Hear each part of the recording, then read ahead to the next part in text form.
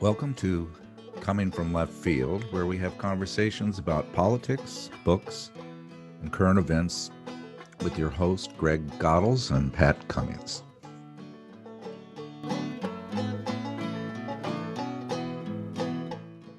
Noam Chomsky recently stated, "An independent observer looking at the world today might well conclude that it is being run by the fossil fuel and military industries, or by lunatics, or both." And who might be the lunatics? Well, Chomsky claims that the Republican Party is the most dangerous organization in human history, especially in their refusal to fight climate change or even deny that the global phenomenon is real. Hyperbole? Exaggeration? Overstatement? Our guest today thinks not, and makes a convincing case that Chomsky might just be that cartoon character in the New York Times Magazine carrying the sign down the sidewalk that reads, quotes, "The end is near," close quotes. Let's discuss. Well, here we are. Warm greetings. We've got a really good guest today that Greg and I have been spending a lot of time talking about the themes that were put forth in your book, Charlie. Let me give you a little background. You are a professor of sociology at Boston College. And before we started taping, we just realized that all three of us grew up within 20 miles of each other in Central Illinois. That's literally the case. Yeah. Champaign, and so we're cut from the same cloth as far as that goes. And you've written 25 books, which is pretty impressive. It's not Chomsky, but you're just keep at it He's and you'll older than get I there. am. You got to give me another 13 years, and Yeah. then I am very good friends with Chomsky, and he's doing well, and I'm just hope he keeps going. Oh, he's a national treasure. Yeah. And you're the what you write about is the crisis of capitalism, globalization, corporate power, militarism, climate crisis, and that is why we have you here, because you have written this book called "Dying for Capitalism: How Big Money Fuels Extinction and What We Can Do About It." And you wrote this with a co-author. I Good should say book. my co-author. Thank you. My co-author is a guy from South Africa whose father was very close to the ANC, and so he grew up in a South African environment, and he's a very engaged political activist on the East Coast, very active in Democratic Socialists and many other political groups. So I'm sorry he can't be there. He's having some health problems, although he's a fairly young person. But anyway, I'm sorry he can't be here to join us. Good. And you just got out of class, teaching a I did. class, I huh? just ran out of class to get here. Yep. Oh, good. Tell us about your book. Well, the book is an effort to my mind works this way, and I can't help it. It makes connections between issues and things. One of the reasons I don't like universities is they carve up problems or topics into a sociology department, an economics department, a history department, a political. My mind doesn't function that way. It can't be pushed into these, and I think these are divisions that are very hard in terms of leading to understanding of these really big problems, because they're so intertwined. So the environmental movement and whatever anti-war movement that we desperately need but don't have a very strong one right now, they tend to emerge somewhat separately from economic justice movements or anti-racist movements and so forth. And most of my writing, including in this book, is helping people sort of knit together problems that I think are economically, politically, and culturally all wrapped up in one sort of one not so pretty big package.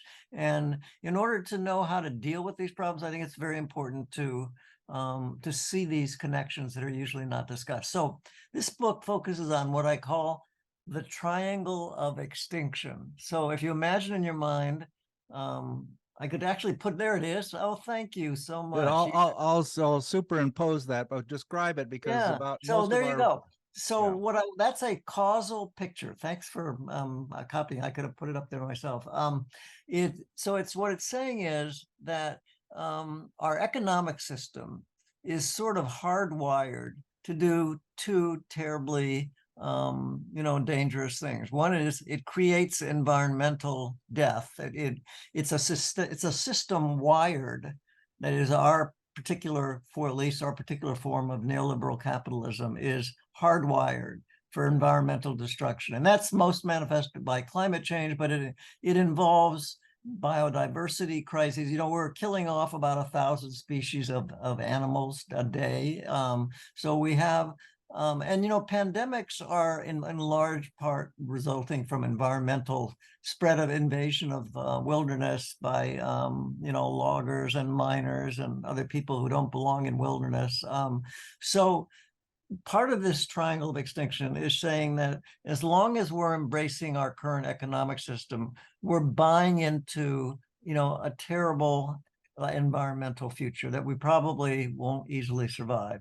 The other part of the triangle suggests that our economic system is also hardwired to expand both economically and militarily in a way that generates pretty much the kind of endless wars that we've seen all through American history, and we're sort of living in a period of today.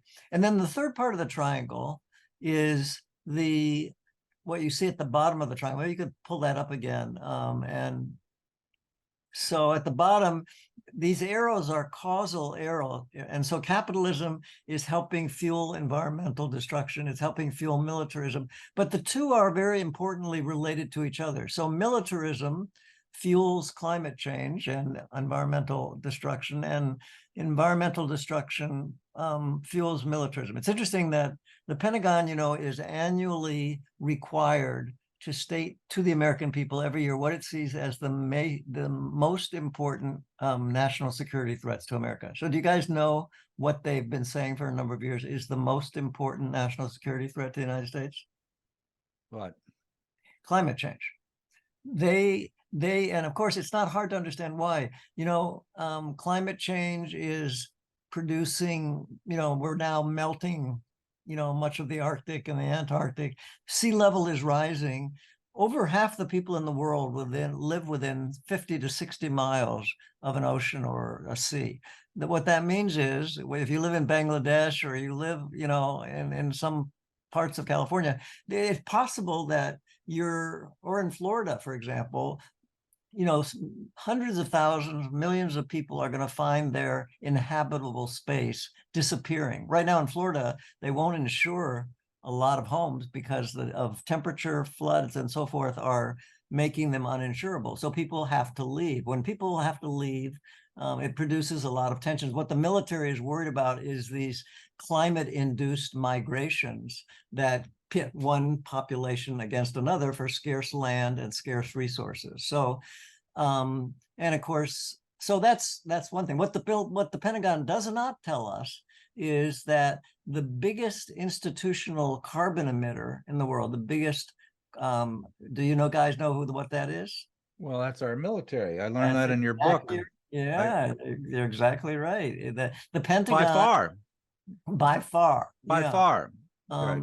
And there's a longer history of this. This book has a history about this triangle. It's a really interesting history. I learned a lot from reading about it. I mean, wars have played a really important role in pushing American capitalism toward fossil fuel.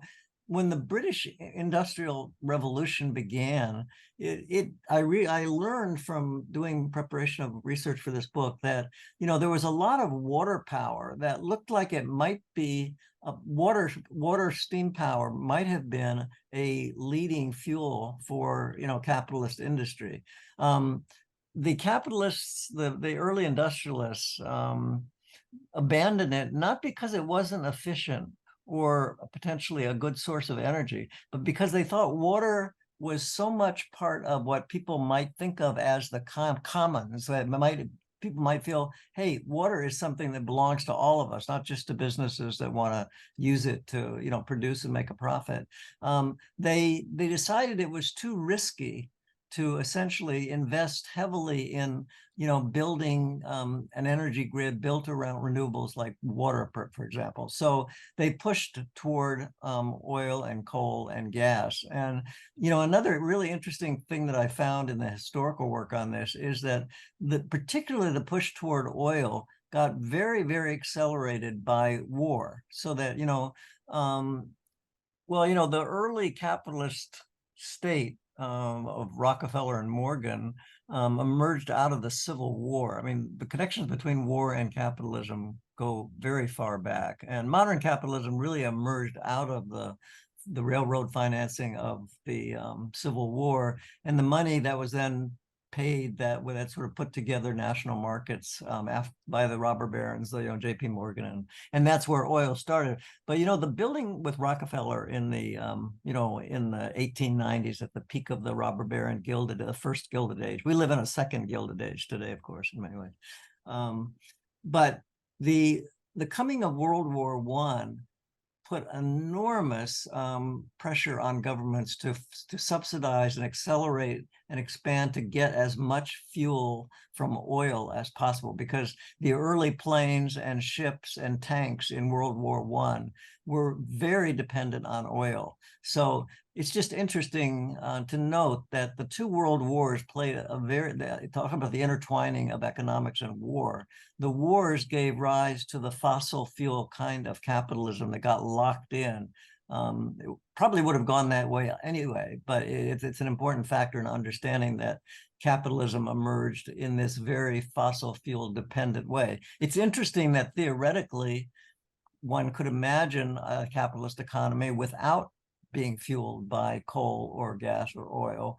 But, the way historically it unfolded, it was not going to happen. I mean, the labor issues, for example, coal, which was used, they moved away in the United States from coal toward oil and gas, partly again because not because of the efficiency and cost issues, except for labor. Coal workers are particularly rebellious people. They're together in very dangerous working conditions, and they form unions and solidarity that made coal workers seem problematic to many business people who did not like the idea of workers banding together the way coal miners tended to do. So again, that was another reason that they moved heavily toward oil and so forth. So anyway, the basic argument of the book is sort of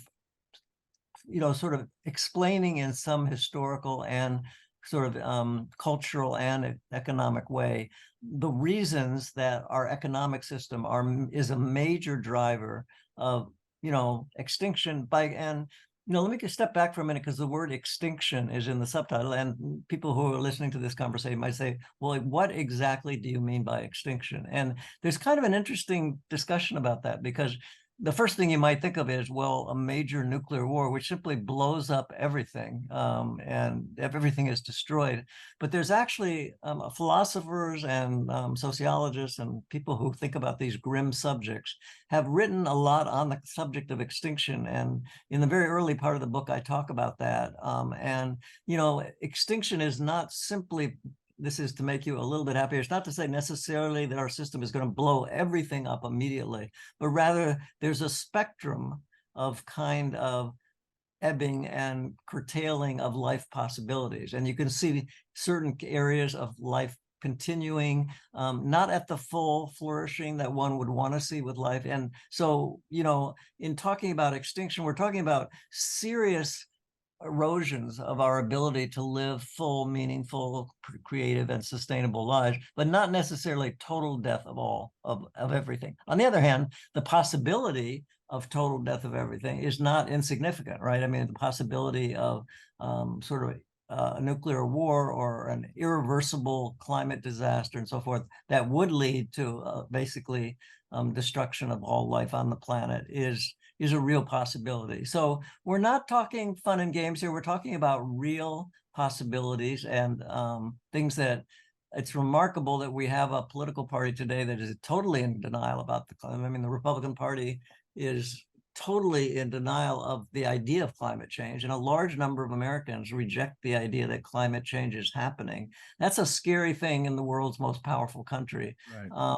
And the Democratic Party being also to large degree a corporate party, what makes American political economy a little bit unusual is that we don't really have any labor party. We have two corporate parties. Both parties are funded primarily by very wealthy people and big corporations. In contrast to, say, European forms of social democracy or capitalism, where there are labor parties, which are still, heavily driven by big money, but which have been able to sort of carve out from the market areas which are sort of organized outside of, the profit realm, where, this neoliberal system of capitalism, which we really saw coming after the New Deal. And I wrote an earlier book you guys might have seen called Regime Change Begins at Home. And I argue that American history can be seen as a series of regimes. Now, here's a little bit of hope for Greg and for people who could think. I mean, history suggests that, things, very big things can change. In fact, at the very end of this book, we talk about the end of the abolitionist movement as one. Well, before you get into that, because I really want to jump in and chat about that. Yeah, I want to bring Greg into this conversation. I don't know if you know, but all of Greg's family were coal miners. So that what you're talking about the, the interesting. coal mining and Right. growing up in a coal Right. mining community. Right. But Greg is also I don't know, Greg, it's not, you're actually a pretty prominent Marxist scholar. I would say that's not an exaggeration. And you serendipitously yesterday published a long article, an overdue look at the climate crisis. And in a way, it's very, very similar to Charlie's book in saying that this is a problem. It's real. We've got to figure out a way to have solutions to it, and it's tied to the fact that capitalism, in order to exist, needs to consume, and at a certain point in time, you can point the finger directly to capitalism. What am I getting that correct, Greg? Yeah, I mean, that's the point. What I like about the triangle, I think it's really a contribution, is the fact that it points to militarism.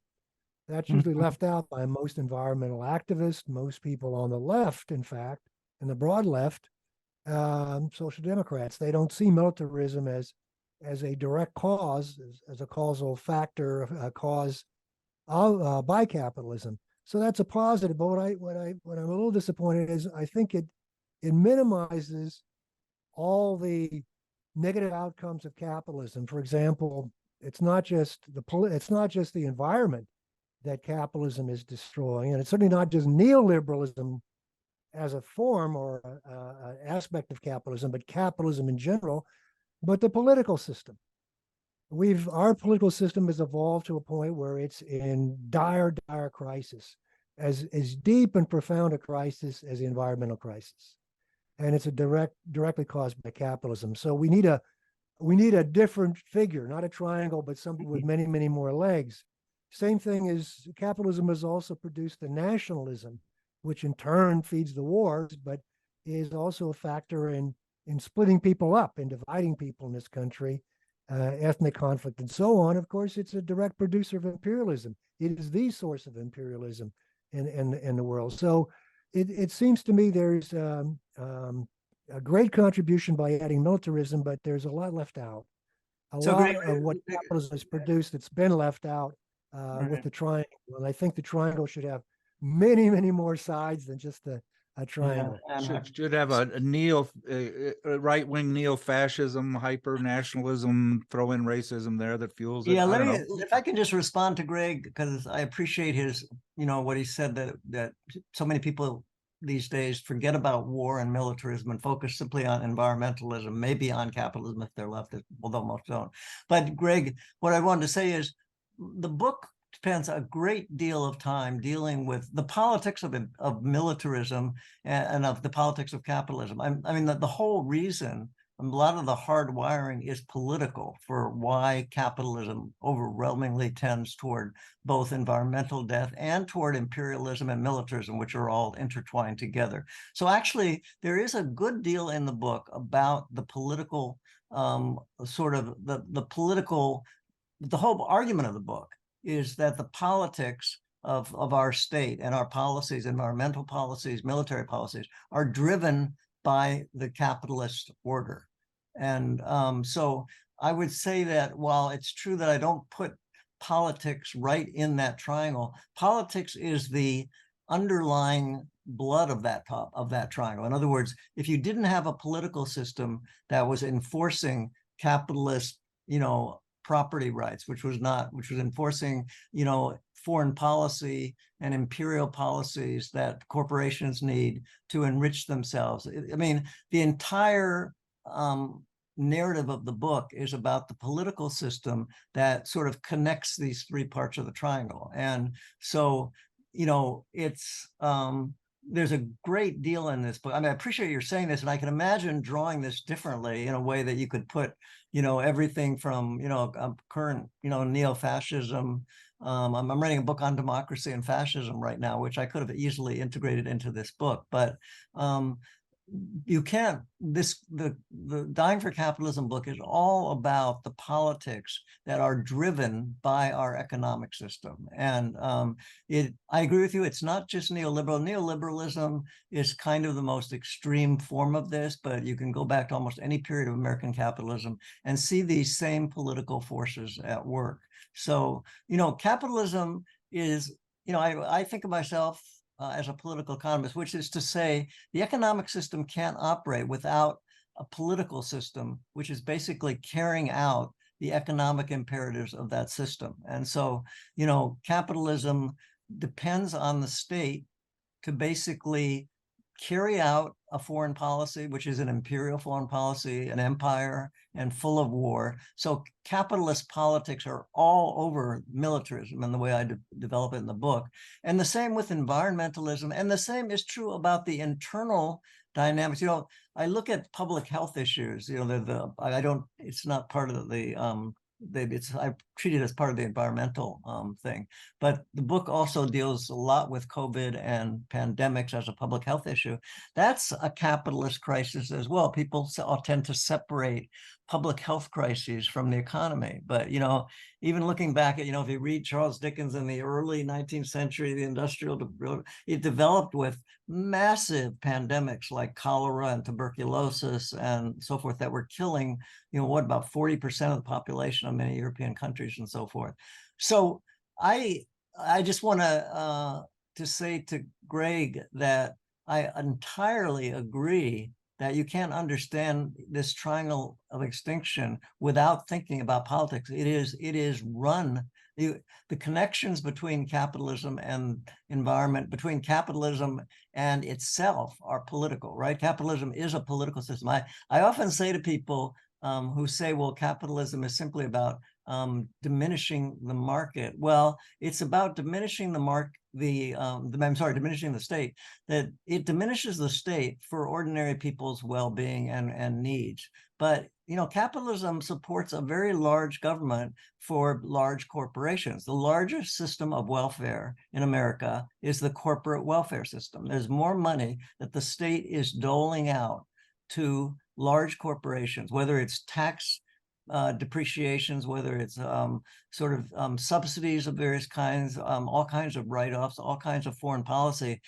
Capitalism is a kind of socialism for the rich. It takes large amounts of public money and diverts it into corporate needs, diverting it away from the taxpayers who are, forking up the money. So the book actually rests on a political analysis, both in terms of the causal issues that are being described and the solutions, which are ultimately have to be political. So yeah, it's thoughts about that, Greg. What do you yeah, think? I appreciate that, and I appreciate it in the book that you delved into these connections. And my fault with the model really is I see that kind of a simplistic model is inadequate to show how all these things fit together. You talk in your narrative very well about how they all fit together. what troubles me about the models can be good and can be bad. They serve different purposes. But what troubles me is it might give the impression that if we had just get rid of militarism, if we could get rid of that, we could have a viable capitalism, and that capitalism without militarism, without war, and so on, that aspect of that's produced by capitalism would be a humane capitalism. Yeah. And I think that's an impression you could draw from a triangle constructed in that way. Yeah. I don't think you get the I same don't know. impression. I didn't I see don't it think you that get the way. same impression from the narrative, but I No, think no. Right. that But Greg, actually, if you look Yeah. at the book carefully, you'll see that when I look at describing capitalism, the first real analysis is about how the system itself operates. Put aside environmental change, put aside militarism. So what are we talking about in capitalism? And I lay out a system which shows that capitalism is itself a system which is hardwired to divert resources, wages, health, all kinds of public goods that people need to survive away from the general population toward concentrated wealth and among, the what historically would be called the capitalist class, what people call the 1% now, and so forth. So the book is founded, and much of the argument in the book is about these things are not just causal arrows of a good system that happen to be producing these negative externalities of climate change and militarism. It's an argument that even if there were no climate change consequence and no militarism consequences, which is impossible, but if it were true, the book, anybody who read this book would see very clearly why capitalism is itself unsustainable over the long period of time, because it's essentially a system which is wiring public labor and public resources away from the general population into a tiny group of people. I mean, this is obvious to most people when they look at the data about inequality today. You've got like about 10 people, about the 10 richest people in the United States, that have over 60% of the wealth of the entire population. There's quite a bit of data on the inequality, simply the basic questions of inequality of wealth and income in the book. And so anybody looking at that, as well as looking at how, profit, requirements of profit sort of override every human need and sort of push it down toward reducing the population to a kind of dependent, consumer-oriented, privatized, and alienated labor, which is really, I mean, it's sort of traditional. If you're a relatively traditional Marxist, Greg, it's not very different in that respect. The core of the book is an argument about how capitalism, prioritizes profit above all other social, cultural, needs in the society. So anybody who reads this book is going to get a little bit of a treatise about the internal dynamics of capitalism. What is capitalism? How it works? Why is it, in a sense, socialism for the rich and capitalism for everybody else? And so, would they conclude that capitalism should be abolished? Would they conclude that capitalism should be approached? That's what I got out of the book. Replaced with something else. I think it's about is that something? Yeah. Is that something else? Socialism? Is that what it advocates? I mean, I didn't get that even by using your index. Yeah. I saw socialism in quotation marks in a few cases. I saw some allusions to social democratic parties in Europe and so on. But is your conclusion, do you mean your conclusion to be that socialism is what we ought to be opting for? Yeah, I do talk about that. I talk about it largely, it might have been the language I used about that, Greg, that where it didn't come through as clearly. I talk a lot about public goods. And what I mean by saying that basically capitalism is a system that universalizes commodification. Marx started his earliest work by talking about the fetishism of commodities, by which he meant, capitalism kind of produces a kind of almost sexual appetite for consuming commodities of all kinds. Everything, Nobel Prize neoclassicist economists say children should be bought and sold on the market. Everything is a commodity that should be bought and sold on the market.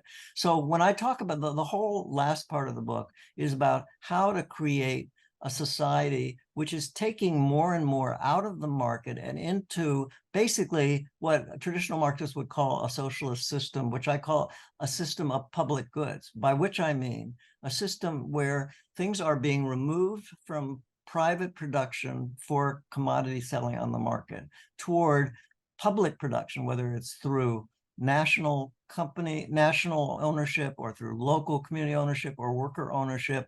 I mean, a wide range. I'm very ecumenical about the idea of what can emerge as we begin to sort of dismantle all the building blocks of capitalism. But yes, it's basically an argument that the commodity fetishism and the sort of privatized system of production has basically destroyed the system of public goods, which is public, basically the idea that our economy should be organized as a form of public production for public goods. And so I don't think if you read this carefully, you can misread this as any kind of manifesto for any kind of capitalism beyond the idea that the capitalism we have is actually a form of socialism for the rich. The rich are using the state and using all of the economic resources that they control to enrich themselves at the cost of the life and death of everybody else, whether it's their wages or it's their environmental conditions or their wars. But in some ways, I think it's sort of like overloaded that way in a certain sense, because it's saying that beyond all the classical reasons why people have critiqued capitalism, there are these intertwined reasons related to environmental destruction and to war, which need to be intertwined with all the classical critiques of the way in which capitalism generates a kind of toxic, poisonous inequality that essentially undermines the possibility of a decent life economically and politically for the great majority of the population. And I think that is a discussion you can have today. Polls show that ordinary people are outraged.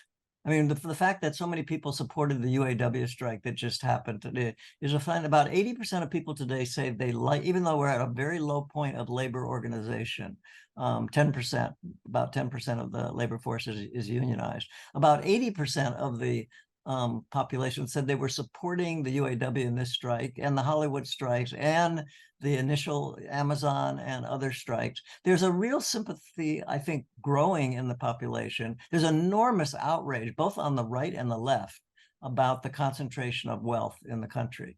And that's what these strikes, I think, have been kind of buoyed by a little bit, because the inequality levels, when I talk about a second Gilded Age, the inequality levels have become so manifest to people. People, in the auto industry, the fact that, in the last 10 years, the three CEOs gained $1 billion personally, those three CEOs, whereas workers' wages went down over the same period of time since the last agreement by 15% roughly. So yeah, the book is just, I don't disagree with you, Greg, that I disagree with Greg, because when I read your book, I thought that you were as clear as anything that you will not solve this climate issue unless you turn away from capitalism. They can't they can't operate together. Unpack that, Pat. I mean, I want to hear what you have to say. Unpack what you mean about, this is my problem.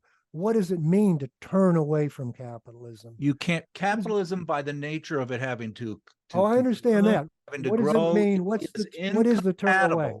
What is the turn away? What constitutes a turning away?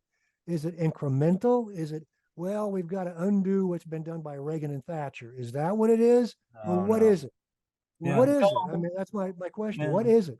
What's the turning away? I think in the last part of the book, I really make that pretty clear, that we're talking about moving toward a system of basically public production and public goods, by which classically Marxists would say what you're talking about is a kind of collective ownership of the means of production, which might mean ownership by the state. It might mean ownership by workers. It might mean ownership by communities. I mean, I think I am much more ecumenical than Orthodox Marxists about what a publicly an economy that's organized not for profit on the market, but for public good, what that would look like. But it would be public provisions, and it would necessarily exclude any model of capitalism that we can historically understand. In other words, it is not consistent with private ownership of large amounts of capital for simply commodity production on the market, or for political influence. Who will be the agent for this, Charlie? Who will be the agency? Where's the agency come from? So I have who will produce this? Yeah, what political formation? What organization? What party? What group of people? What social class? Who is going to produce this? I mean, I agree with you. I'm not. I don't disagree at all about kind of where we want to go, but how do we get there? Yeah. So this has been the subject of a lot of my writing over the last 5 or 6 books I've done. It's been a critique. I think this question of who is the agent of change has been misread very badly by the contemporary left. There's been a shift ever since the end of the New Deal away from sort of the idea of class as an organizing principle that can work in the United States. So post New Deal, we moved toward a kind of identity politics, which I call a kind of siloed identity politics, where the idea of the left moved away from the idea of sort of a kind of agency for change that can come out of class-based solidarity among working people of different races and genders and so forth, into a identity politics where our left movements became based on racial identity and racial power, or gender identity and dealing with sexism or racism, divorced from the class system. And I've written about 3 books on the contradictions that are emerging on the left between class politics and identity politics. And I think one of the reasons that places like where you're from, Greg, in Rantoul and so forth, are now sympathetic to the Trumpist right is that the left movements have basically abandoned white working people in the argument that they're basically enjoying a form of white privilege, and people who have been just deindustrialized by loss of their jobs, starting very intensely in the 1980s with the sort of global capitalist revolution that took place at that point. It's ironic that at a time where class issues were becoming extremely intense in the United States and around the world, the American left was shifting away from class politics toward a kind of identity politics that privileged race issues and gender issues and LGBTQ issues and so forth over and to the exclusion of class issues. Now, my view is that race and gender orientation are important issues. I think that the rights of those communities is very important.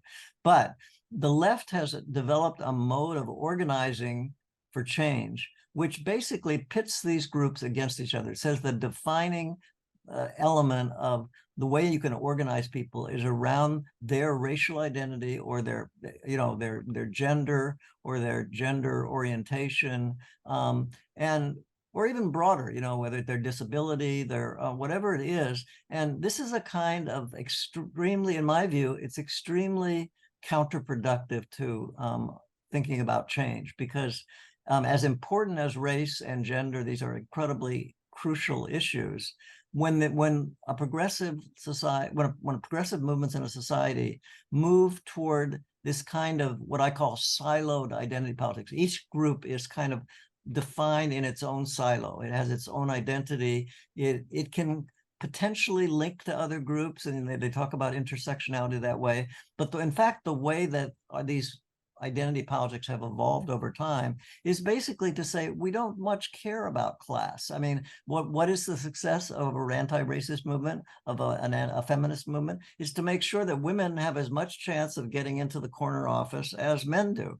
Blacks can get. So you had Obama, who basically was not willing to challenge the basic economic principles of the society. So, and what happened? The wealth gap actually grew under Obama's administration. The disparity between well-to-do blacks and poor blacks grew. Why was there not any response to that? Because ever since the end of the New Deal, which I date to about 1980, that particular era or regime, the progressive movements moved overwhelmingly to abandon class as a basis for organizing. And by class, I mean very broadly, the idea that people needed to sort of organize around the fundamental issues of their life, around work and income and, you know, social conditions that were shared across all kinds of different races and genders and, you know, identity things. So I think that, and the book is very explicit about this. It makes an argument about why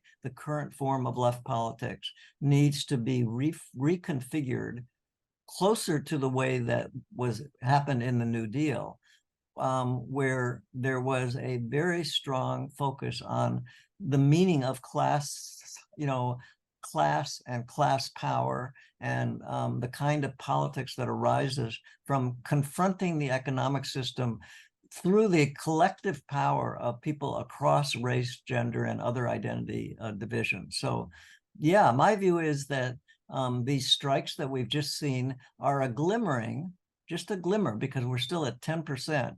You know, in Scandinavia right now, which is still quite conservative as the elites are going more neoliberal in Europe, but you've got 70% of the population in a labor party and one large labor group. In the United States, you have 10%.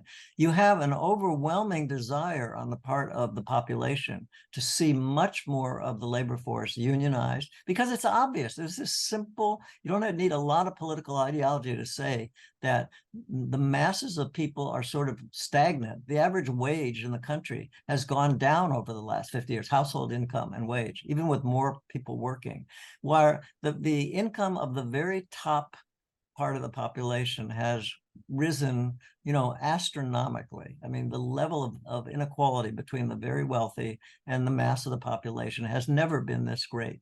And so, but, you know, going back to the argument of the book, it's that these things are all intertwined. These extreme toxic levels of inequality are tied to, you know, political power concentrated overwhelmingly among a tiny group of people. The Koch brothers network, I call it, you know, Kokomeme democracy. It's like, it's a kind of politics that basically calls itself democratic, but basically serves the interests of this tiny group of people that are pouring literally hundreds of billions of dollars into politics, lobbying, and so forth every year.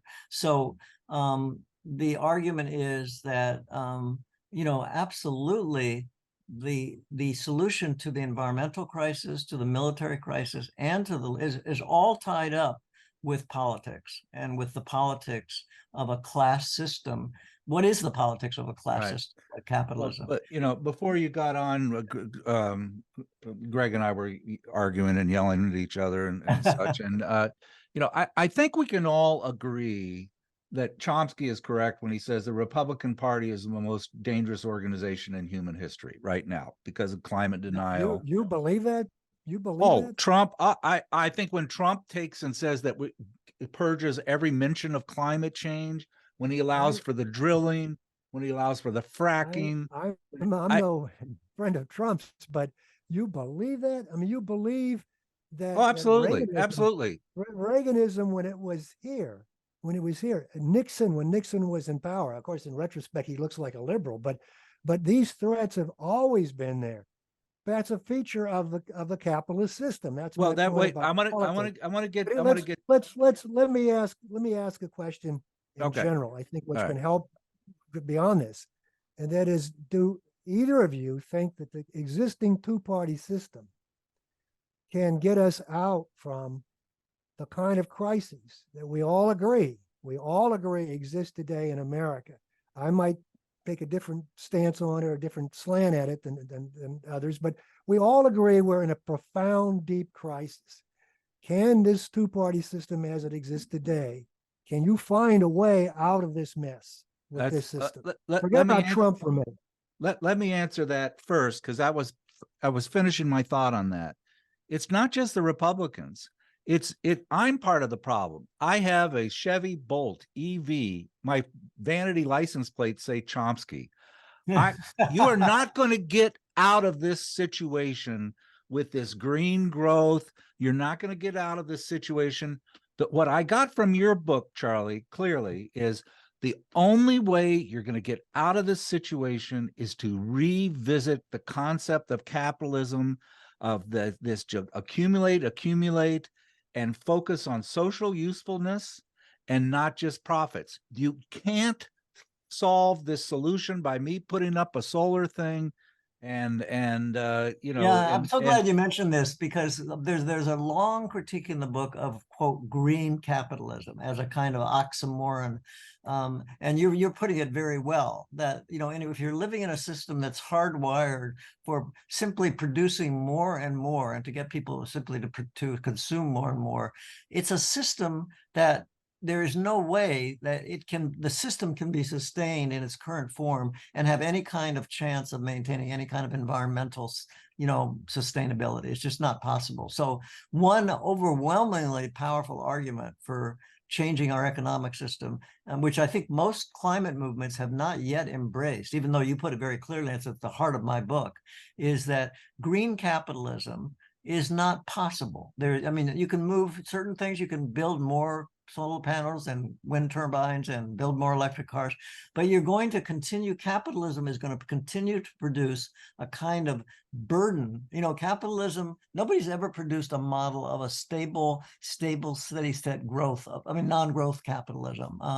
And therefore, capitalism by its nature is a kind of system that generates infinite appetites for stuff on a finite planet. You simply can't keep burdening the planet with more and more demands for its finite resources, its finite land, its finite, people and animals.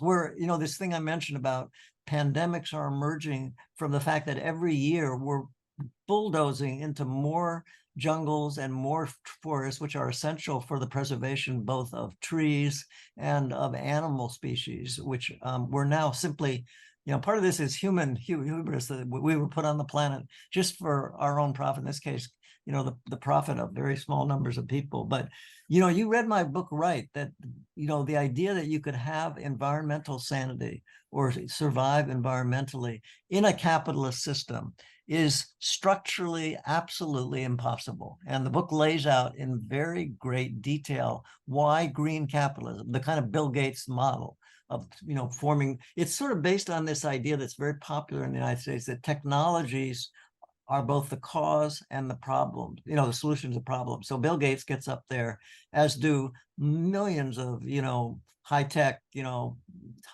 private equity firms and high-tech people who say, look, we have the solution. It's in the new technology that we're producing. And it's not like I don't think technology is important, but this technological discourse is a way of diverting people from when Bill Gates says, hey, look at what I'm doing, I'm using my fortune to create more money for both pandemic and for a green technology, he is doing something that looks very good. It's sort of like the way corporations use charity. Corporations legitimate themselves in the population by producing all these, every rich family has its own foundation, which is basically actually a way to do two things. It's one, to legitimate their respectability in the population. Look at, we got all this money and look at all the good things we're contributing to. But second, if you look carefully at the finances, most of these charitable foundations are actually ways of shielding the actual ownership and beneficiaries of these foundations, so that they essentially avoid taxation through charitable foundations. My friend Chuck Collins, who you guys should talk to sometime, just wrote a book called The Wealth Hoarders, and also a book called Born on Third Base. He studies this industry of people who are accountants and lawyers that basically cater to the very wealthy and who shelter all their money. I mean, if we could get at this money to tax it, we would have trillions of dollars that we could use for good purposes, whether it's wages or environmental security and so forth. But yeah, my view is that the technology argument is simply part of the capitalist cultural capture of discourse by capitalists to say, if you want to solve the environmental problem, just create more green technology. And what that misses, and you read it, I think correctly, that in the book, what I'm arguing is that technology is an important thing, but it's not going to unburden the planet from a system that is hell-bent on producing as much material good for profit as you can possibly produce. It's simply not possible to do. And I would argue the same thing about war, that, the kind of idea that you can have, the dominant discourse is, well, neoconservatives, people, the dominant, foreign policy people in the United States and the West say democracies, Western capitalist democracies, never go to war with each other, which is a pretty strange way of reading World War I or, the colonial wars and so forth. But anyway, the argument throughout the book is, one, there is no such thing as a green capitalism. And I try to argue why that's not just ideology, why that's really, just logically, analytically, historically, why that is a true statement. Nor is there such a thing as a peaceful capitalism, because capitalism as a system is inherently expansionary and violent in the way that it treats both the environment and, other people's land and property and so forth.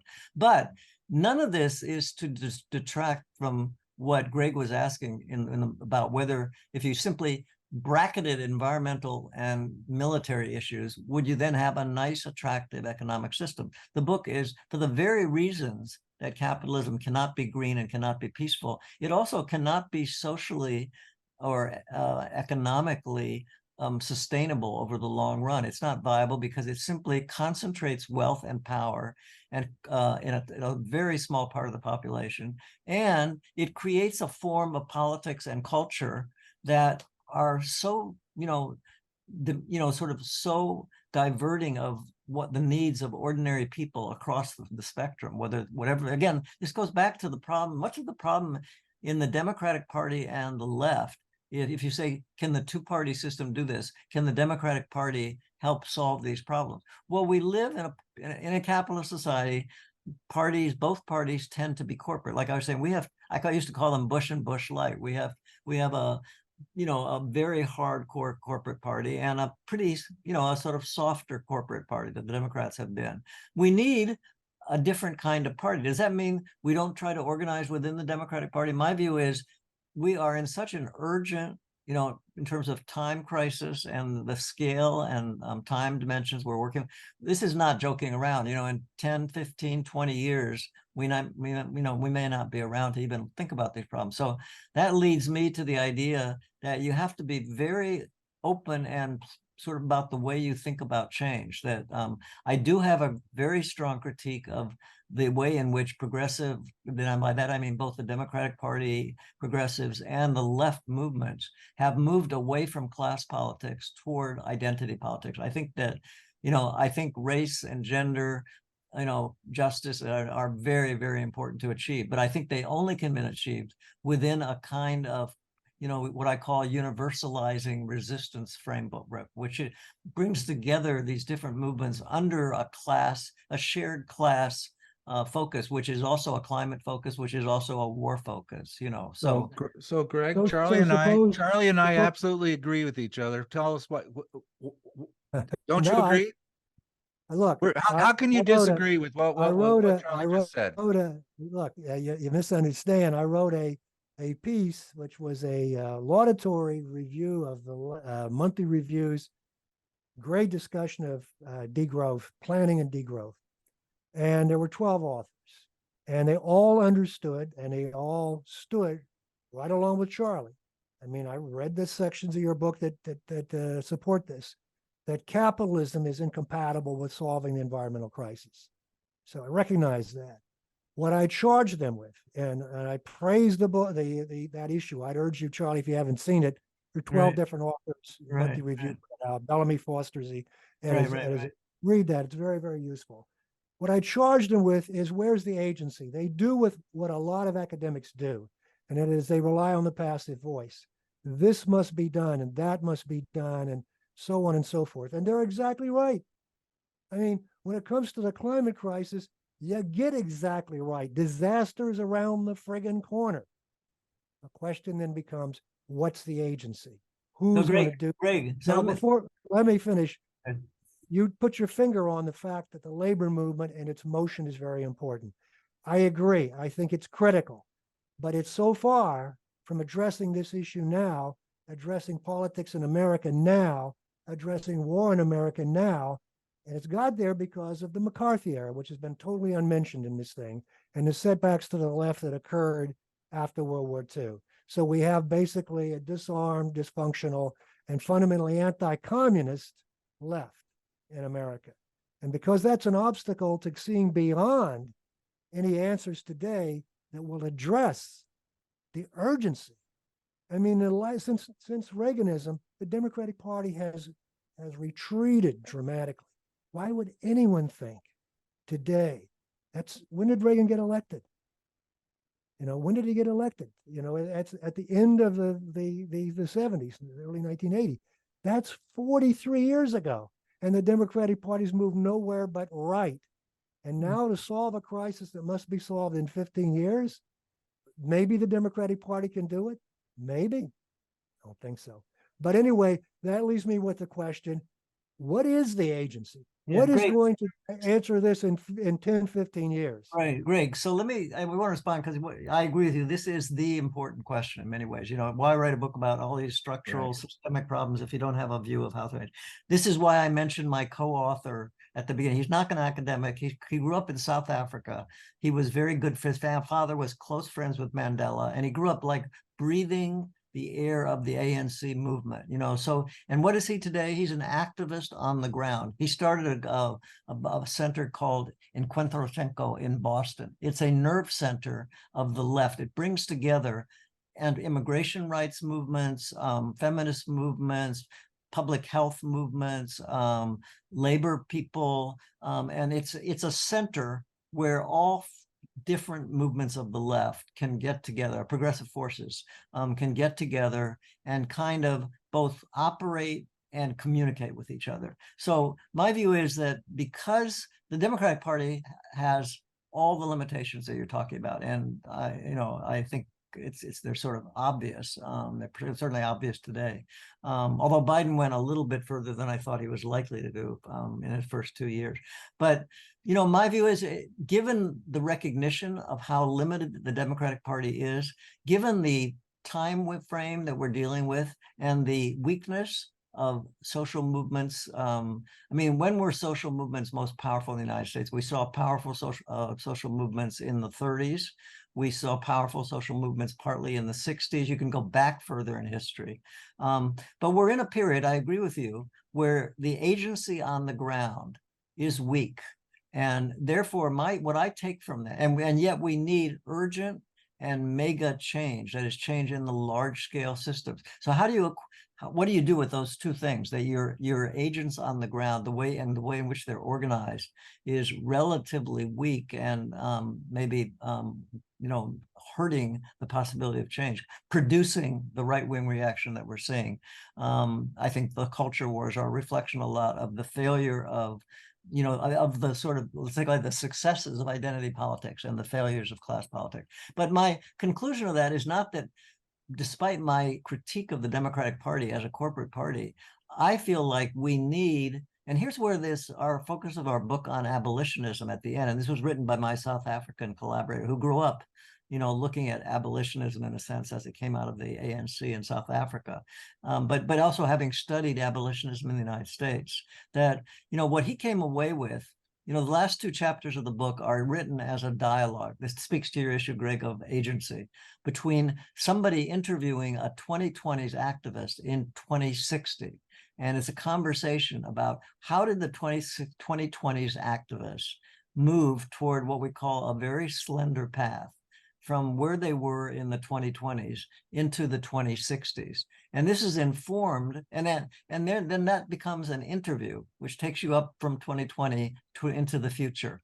And it's based on a reading of the past. It's based on a reading. Imagine this was a conversation with abolitionists that were being interviewed in 1820, when abolitionism seemed like an impossibly tiny crazily idea. People said it was impossible to change slavery. As people today say, it's impossible to change capitalism.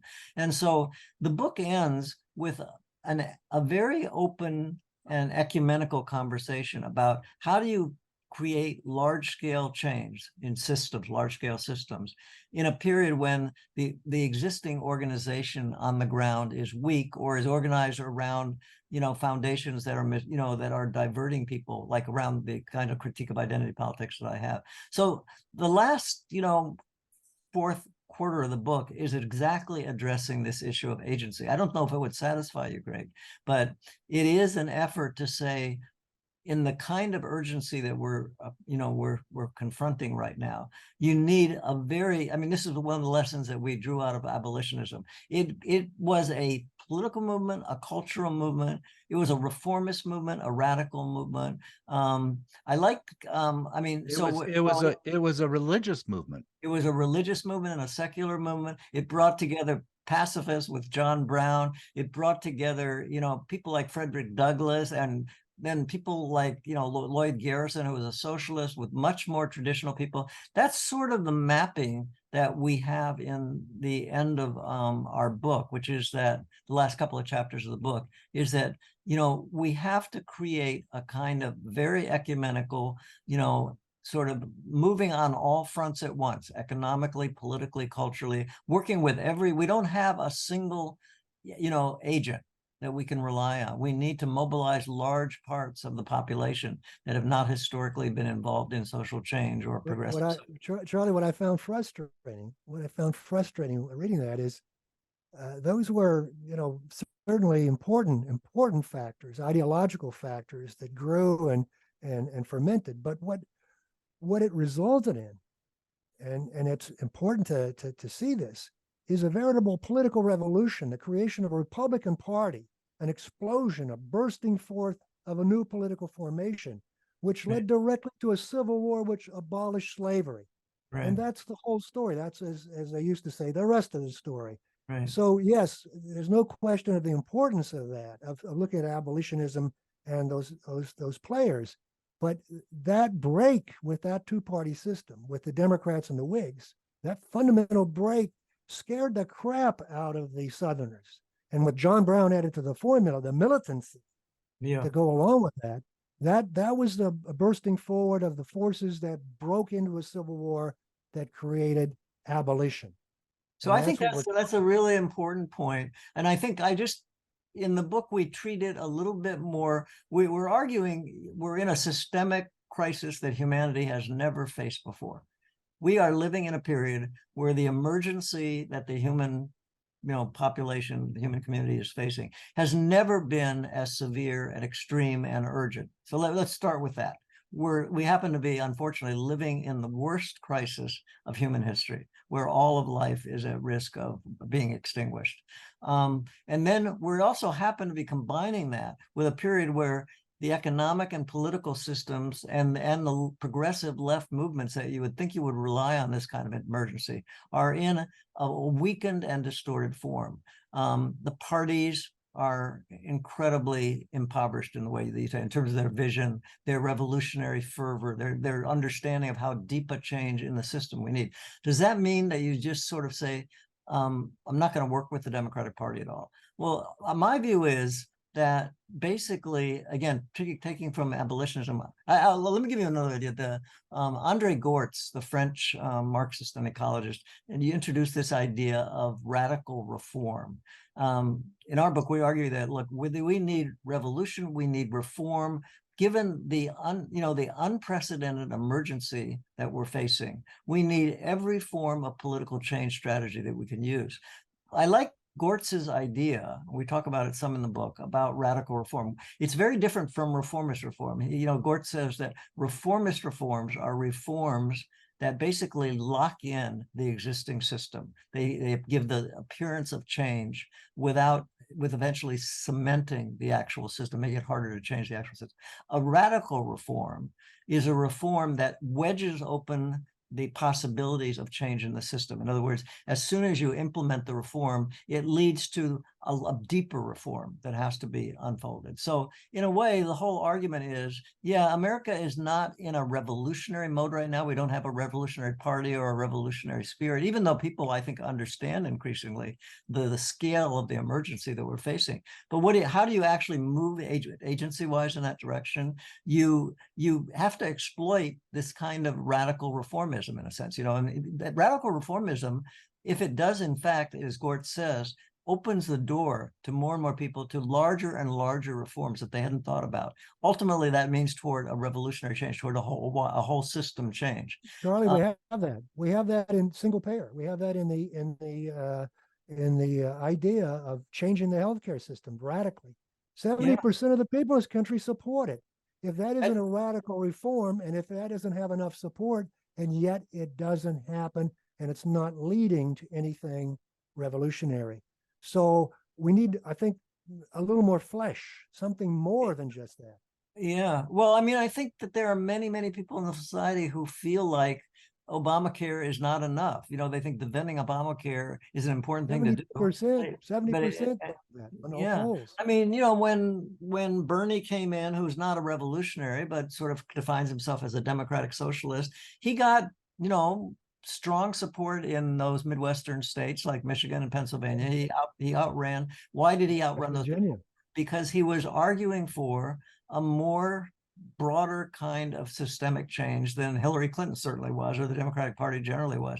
Well, there's been a diffusion, you know. Bernie does not satisfy, particularly in its current state around the war in the Middle East, is not my ideal person, but Bernie is an unrelenting voice for criticism of capitalism and for some transformative possibility.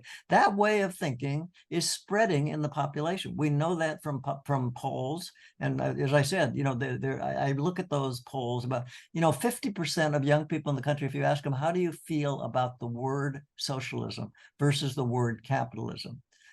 More than 50% of young people today say they have a positive association with the word socialism and a negative association with the word capitalism. If you look at people of all ages in the Democratic Party, it's about 45-55. 45% of Democrats say they have a favorable association with the word socialism, and 55. So you're seeing, you're right, there are in the population. Let's take them out of the Democratic Party. Let's take them out of the Democratic Party. Yeah, and the Republican Party took the abolitionists out of the Whigs. The contradictions that grew in the Whig Party. Yeah, I don't think I think, you know, it's sort of like the Gortzian idea. I think you can do two things simultaneously. You can work with whatever resources, if you can work with Bernie and the Progressive Caucus in ways to stop the Gaza thing right now, to begin to reorient American foreign policy, because people are so sickened by the massacres going on in the Middle East right now. You do that at the same time that you use that as a kind of reformism that is emerging in the Democratic Party, that you try to leverage more radical change. That's where the movements come from. I agree with you that the parties will never make the kind of broad systemic change that you need unless you're getting that agitation on the ground. But I don't see it. You sort of seem to be saying it's all goes one way. And I think, like in a period No. Let me clarify. I have I don't expect people. I mean, I don't want to. I support Democrats locally. I mean, I support people in Pittsburgh. I give money and I advocate for them. They're operating in the Democratic Party. What I see is the sliding of the other options. You need that pressure. And during the New Deal, it was a critical factor in the New Deal being the New Deal. There'd be a left wing outside the Democratic Party force, the labor movement, the Communist Party, the Socialist Party, and so on, that pressed the Democrats into being good guys. They'll never do it on their own. Well, I agree with and that. So in a real way, you've got to have that force outside. So where are the people working for that force outside? Well, let me just go back to what I told you. No, what I'm saying in our book is, and when I mentioned the Encuentro Cinco, that's not a Democratic Party organization. That's a movement organization based in Boston, right? It's so my co-author is working with grassroots groups and national groups like DSA all over the country, which are pushing outside the Democratic Party for change, and they're pushing the Democratic Party to the left and for much more transformative agendas. I mean, I think, as you say, you're finding in Pittsburgh or wherever you're living right now, there are local struggles where you find yourself supporting Democrats. That's all I'm saying. I'm saying what's important is that you're building consciousness in the general public. This is an educational struggle in part, which is why it's worth, if it's worth at all, right, writing books. It's for this reason that you're building people's consciousness, which is already growing, that there's something about the way our fundamental economic system and the political system that's linked to it is organized, that you just can't solve these problems through traditional political mechanisms. The party systems are not going to solve these problems. This book cannot be read as a thing of saying, just support the Democrats and you're going to get a solution to all of the economic, environmental, and military problems that you're worried about. It's an argument that you need this consciousness growing all over the country outside of the existing political structure, but operating to push that party, and sometimes operating within the political party. I mean, again, believe that you have to be very inclusive about this right now, because we don't have any time. If you make the wrong choice, we need to bring as many different forces as far as where they can go. The Democratic Party is not a winning party in terms of these ultimate changes, but it might wedge open some doors for part of the larger population that is sort of face to face with these issues. Is going to be faced with flooding of their homes. They're not going to be able to live where they are. People are going to be faced by objective circumstances, as they were in the Depression in different ways, into objectively unsustainable positions. And they're going to look to the Democratic Party for some solutions. They're going to see the Democratic Party is not delivering enough solutions, and it's going to create movement on the ground. And so you want to create all kinds of local mobilizations, community-based mobilizations, workplace organizations that you can. But I don't see it as a kind of this or that thing. I see these things, given the time constraints and the weakness of these movements right now, that you have to pursue all of these paths simultaneously. Can the Democratic Party be used as a kind of wedge to push out some of these more reformist things in a way that's more radical? It's friggin' hard to do it. But do I support people who are aligned with the Democratic Socialists, like Bernie and the Squad, and people like AOC, or other people? In the Democratic Party, there's a group of about 100 people. Are they going to solve the problem? No. Should we just forget about them? In my view, not at all, because these people bring certain things to the table that can be used by movements. When I teach ordinary students, the fact that I can refer to certain people whose names they've heard of and say, look, these guys are saying you've got to go and organize on this campus you need a union on this campus. You need to divest this campus and all of its pension funds and all that stuff from these big corporations, and get them out of military companies and environmental companies and so forth. I mean, you leverage these things wherever you can, and you do it on the ground. You use the Democratic Party with a full recognition the Democratic Party is not going to be the solution to these problems, but that you can use it. And you have to push it. And when the Democratic Party moves a little bit, that opens up more spaces for movement on the ground. And so I just think that we don't have the luxury of being incredibly, orthodox and in our strategy of change. I mean, I think the truth is we don't really have any idea how it's possible to mobilize enough political energy in the current situation to deal with the overwhelming crises that we're facing in a pretty condensed time period. We just don't know. Because for one thing, we don't have the historical precedent. We are in a historically unprecedented period. There's never been a crisis like this one. And so we're sort of going blind, but we have history to build on. That's why we look at the abolitionist movement, why we look at other movements, which give us at least clues about how to move forward in the future. But the truth is, nobody knows exactly how to do it. You have to just, like you say, you can't take the academic position and just say, you just put this out there by writing it or teaching it and then go do your business. I mean, it's got to be linked to a new energy for change that is profoundly activist, and and it's hard to do in this. And we're in a culture which is really, really strongly culturally wired to demobilize people, to make people have no faith at all that change is possible, to make people believe that, yeah, I think things are terrible, but there's no way I can do anything. So I'm going to retreat into my own little cocoon, hope technology works or something like that. And so, I mean, we are. Charlie, I think we better wrap it up because this is the longest podcast we've ever done. It's been one of the best. And I feel like we should be sitting at Cam's having a beer and champagne and just keep going at it. But so I'm going to stop here because I'm afraid if we go too far, I might not be able to upload this with the feeds and such. But this is definitely worth buying. It's a great book. It's accessible.